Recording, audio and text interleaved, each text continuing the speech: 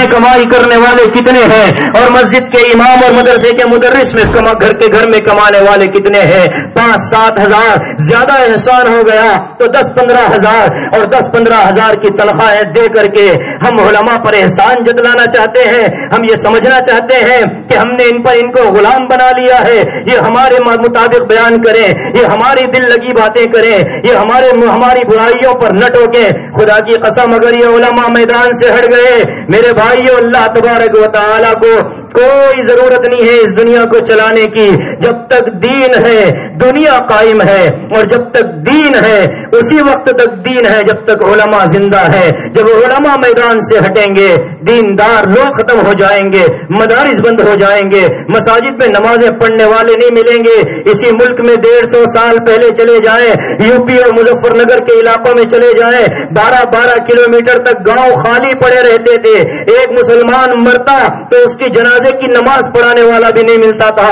آج مسجد کے اندر 50 علماء اور حفاظ ہیں. جب نعمت زیادہ ہو جاتی ہے تو قدردانی کم ہو جاتی ہے.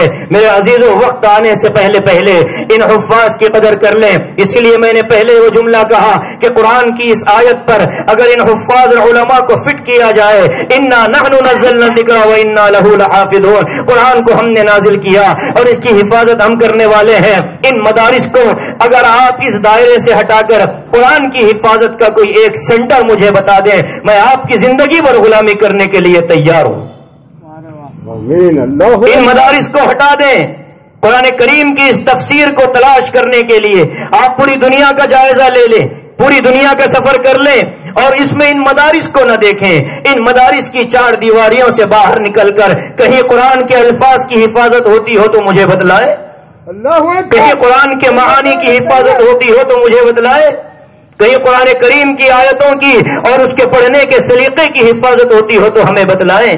خدا کا شکر ہے کہ اللہ پاک نے ہمیں یہ مدارس دیے ہیں, اللہ پاک نے ہمیں یہ اکابر دیے ہیں, اللہ پاک نے ہمیں یہ علماء دیے ہیں. کسی عالم کی ذاتی زندگی میں جھانکنا میرے عزیزوں کسی عوام کی ذمہ داری نہیں ہے. خدا کی قسم عوام کی ذمہ داری نہیں ہے کہ علماء کی ذاتی زندگیوں میں جھانکیں.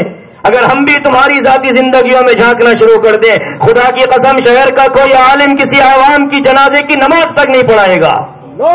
اس لیے میرے عزیزوں حالات کو سمجھیں, علماء سے علم کے حد تک واسطہ رکھیں, رابطہ رکھیں. ان پر اٹھنے والے الزامات کا جواب آپ کو دینا ہے. کسی بھی عالم کے بارے میں کوئی بھی میسج بازار میں چلا دیا جائے, خدا کی قسم قرآن کے الفاظ ہیں, بہتان لگانے والے جب تک اس بہتان کو ثابت نہیں کریں گے ایسے بہتان لگانے والوں کو 80 کوڑے مارے جائیں گے اور ان لوگوں کی گواہی کسی نکاح کے اندر بھی قبول نہیں کی جائے گی. آواز لگا دی, زبان ہے اٹھائی اور تالوں کو لگا دیا, میسج مل گیا بازار میں ڈال دیا. ارے جب تک آنکھوں سے نہیں دیکھتے, 4 گواہوں کے ساتھ جا کر جب تک قاضی کے سامنے اقرار نہیں کرتے, کسی انسان اور مسلمان کے بارے میں بات کہنا جائز نہیں ہے. میرے عزیزوں حالات کتنے برے آ چکے ہیں, امت کو علماء سے کاٹنے کی مستقل محنتیں ہو رہی ہیں. اور ایسے وقت میں جو امت علماء سے جڑی ہوئی ہے, ارے آپ کو کسی کی ذاتی زندگی سے کیا واسطہ ہے؟ آپ کا عالم ہے, شہر کا عالم ہے, مسجد کا عالم ہے, محلے کا عالم ہے, آپ کو مسائل بتاتا ہے کہ نہیں بتاتا؟ آپ کو وقت پر نماز پڑھاتا ہے کہ نہیں پڑھاتا؟ آپ کے جنازوں کی نماز پڑھاتا ہے کہ نہیں پڑھاتا؟ بیمار ہو تو پانی پر دم کر کے دیتا ہے کہ نہیں دیتا؟ اور اسی طریقے سے آپ اگر مر جائیں تو جنازے کی نماز پڑھاتا ہے, قبرستان آتا ہے, دوسرے دن ایصال ثواب کے لیے مسجد میں دعائیں کراتا ہے, اور ہر جلسے اور ہر مجلس میں ہر جمعہ میں محلے کے مرحومین کی دعائیں کراتا ہے, شہر کے مرحومین کے لیے دعائیں کراتا ہے. اور ہم کیا کرتے ہیں اس کی ذاتی زندگی میں گھس کر کے, ارے انسان ہے فرشتہ تو نہیں ہے, آمین, انسان ہے فرشتے کون ہیں؟ آمین. جنید بغدادی رحمت اللہ علیہ بھی اگر یہ دعویٰ کر دیں کہ جی میری ذات سے گناہ نہیں ہوتا تو یہ دعویٰ قابل قبول نہیں ہے. لیکن خزما صفا داما قدیر, جو چیزیں اچھائی ہیں ان کو قبول کر لینا چاہیے, جو چیزیں آپ کو کھٹکتی ہیں ان میں آپ جواب دے نہیں اللہ کے پاس. ہر انسان اپنے عمل کا جواب دے ہے. ان مدارس کی بھی قدر کر لیں, ان حفاظ کی بھی قدر کر لیں. وقت بہت برا آ رہا ہے, نکل کر مدارس میں دیکھیں طلباء کی تعداد کتنی گھٹ چکی ہے. میں غالباً گزشتہ بھی کہا, دوبارہ عرض کر کے بات ختم کر دیتا ہوں. مدارس میں طلباء کی تعداد کہاں چلی گئی؟ بڑے بڑے مدارس میں طلبہ گھٹتے جا رہے ہیں. اکابر کے راتوں کی نیندیں اڑ گئی ہیں. وہ اس لیے نہیں کہ مدارس میں طلبہ کم ہیں، نیندیں اس لیے اڑ رہی ہیں کہ آئندہ نسلوں کو دین بتائے گا کون، آئندہ نسلوں کو قرآن پڑھائے گا کون. ہم چلے جائیں گے، ہمارے ساتھ یہ علماء چلے جائیں گے، لیکن اگر یہ مدارس خالی ہیں تو پھر آئندہ نسلوں کو دین بتانے والے اور علماء کہاں سے پیدا ہوں گے؟ اور میرے عزیزوں، مدارس کے خالی ہونے کی دو وجوہات ہیں. ایک تو ہمارا تعلق ختم ہو چکا قرآن سے، ہمارا عشق ختم ہو چکا قرآن سے، اور دوسری وجہ یہ ہے کہ ہم نے مدارس میں پڑھ کر آنے والے علماء اور حفاظ کو جب وہ مسجد میں امامت کرتا ہے تو اس کو ہم نے تنخواہیں کتنی دے رکھی ہے. مسجد کی کمیٹی کے ہر فرد کی ذمہ داری بنتی ہے. آپ کسی مسجد کی کمیٹی کے فرد ہیں، خدا کی قسم قیامت کے دن جواب دینا پڑے گا اللہ کے دربار میں. اگر آپ 50,000 کماتے ہیں اور 40,000 کماتے ہیں اور آپ کی مسجد کے امام کو آپ 10,000 دے رہے ہیں، رب کعبہ کی قسم آپ کو قیامت کے دن جواب دینا پڑے گا. کبھی تو تصور کرے اس بیچارے کے دل پر کیا گزرتی ہے. اس کی بیوی اور بچے اور کرائے کا مکان، بیوی بیمار، بچے بیمار، نماز پڑھانے کے لیے مسجد میں آ گیا. مہینے کی 29 تاریخ اور 30 تاریخ آ گئی اور ایسے وقت میں وہ نماز پڑھانے کے لیے مصلی پر کھڑا ہے، جیب میں 1 روپیہ نہیں ہے، اور نماز کے بعد اسے بیوی کو دواخانے میں بتانا ہے اور پیسہ جیب میں نہیں، تو وہ نماز کیسے آپ کی پڑھائے گا؟ ارے اس کو امام کی حیثیت سے نہ دیکھو، اس کو اس حیثیت سے دیکھو کہ وہ آپ کی اللہ سے ملاقات کرانے کا ذریعہ بن رہا ہے. وہ نماز نہیں پڑھا رہا، وہ مومنوں کو معراج کروا رہا ہے.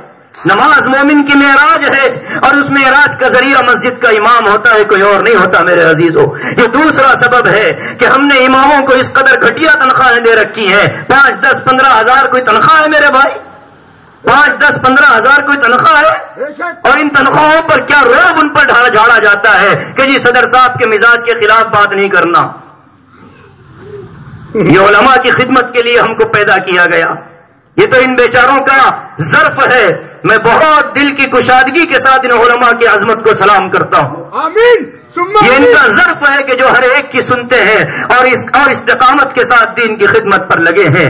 ان کو کوئی ضرورت نہیں تھی مسلح پکڑنے کی، ان کو تو آخرت کی فکر تھی اور ان کو اپنے امت کے آئندہ ایمان اور آئندہ نسلوں کی فکر تھی. اس لیے آپ کے کڑوے کسیلے جملے سن کر بھی یہ مسلوں پر پڑے رہتے ہیں. ابھی رمضان ہوگا، آپ دیکھیں، آپ ہر چیز کھا پاتے ہیں، لیکن بیچارہ امام جو تراویح پڑھانے والا ہے وہ ان تمام چیزوں سے بچا رہتا ہے. کبھی آپ نے محسوس کیا؟ آپ نے کبھی محسوس کیا امام صاحب ٹھنڈا پانی نہیں پی سکتے رمضان میں؟ کیوں؟ آواز خراب ہو جائے گی. آواز خراب ہوگی تو اللہ کا کلام نہیں پڑھا پائیں گے. ارے ان کے لیے حضرت مفتی شفیع صاحب نور اللہ مرقدہ نے بڑا پیارا جملہ لکھا. فرمایا کہ سب سے زیادہ ملامتی جملہ، ملامتی فرقہ اگر کوئی ہے تو وہ مولوی ہے. لوگ سب سے زیادہ ملامت کرتے ہیں تو مولویوں کی کرتے ہیں. تو میرے عزیزو، یہ جلسہ استقبال رمضان اور عظمت قرآن کا ہے. تو قرآن کی عظمت کا تقاضا یہ ہے کہ قرآن کریم کے الفاظ و معانی سے بھی محبت ہو اور حاملین قرآن سے بھی ہم کو محبت ہو. جن کے پاس قرآن ہے ان سے محبت ہو، اور محبت قرآن کی بنیاد پر ہو، محبت قرآن کی بنیاد پر ہو. اللہ کے نبی علیہ الصلوۃ والسلام نے حضرت ابی ابن کعب رضی اللہ عنہ سے فرمایا، اے ابی قرآن سناؤ. حضرت ابی کہتے ہیں کہ یا رسول اللہ، میں آپ کو قرآن سناؤں جبکہ قرآن تو آپ پر نازل ہوتا ہے؟ آقا علیہ السلام نے فرمایا، مجھے تو اللہ نے یہی حکم دیا کہ تم سے قرآن سنو. میرے عزیزو، اللہ کے رسول بھی قرآن والوں سے محبت کرتے تھے. آپ بھی طے کر لیں، کسی حافظ اور عالم سے آج سے ہم کوئی بغض نہیں رکھیں گے انشاءاللہ. ایک مرتبہ ہاتھ اٹھا کر کہہ لے میرے بھائی، یہ مجموعہ اگر اللہ کے دربار میں قبول ہو جائے تو میں سمجھتا ہوں کہ ہماری مغفرت کا سامان ہو جائے گا. اللہ پاک ہم سب کو توفیق عمل عطا فرمائے. آمین. وآخر دعوانا الحمدللہ.